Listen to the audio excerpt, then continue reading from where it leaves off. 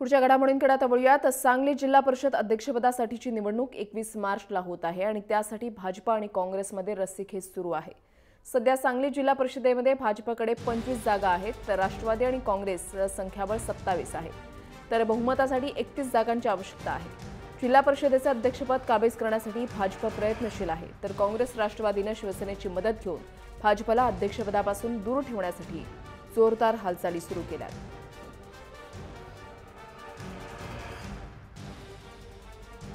याचाच आढावा घेतलेला आहे आपले प्रतिनिधी दीपक चव्हाण यांनी। सांगली जिल्हा परिषदेच्या अध्यक्षपदाची निवडणूक 21 मार्च रोजी होत आहे आणि या 21 मार्चच्या अध्यक्षपदासाठी सर्वच राजकीय पक्षांनी आता चंग बांधलेला आहे, कारण या जिल्हा परिषदेवर भाजपच्या सर्वाधिक सदस्य निवडून आलेले आहेत। मात्र दुसरीकडे काँग्रेस, राष्ट्रवादी, शिवसेना आणि रयत आघाडी अशा चौघांची मिळून या ठिकाणी युती आणि आघाडी होण्याची शक्यताही या ठिकाणी वर्तवली जाते। त्यामुळे भाजपच्या हातातून अध्यक्षपद काढून घेण्याची तयारी या ठिकाणी राष्ट्रवादी, काँग्रेस आणि शिवसेनेनं या ठिकाणी बांधलेले असंच या ठिकाणी दिसून येते। मात्र नेमका अध्यक्ष कुणाचा होतोय हे आता 21 तारखेलाच आपल्याला समजणार आहे। व्हिडिओ जर्नलिस्ट योगेश मानेसोबत दीपक चव्हाण, जय महाराष्ट्र, सांगली।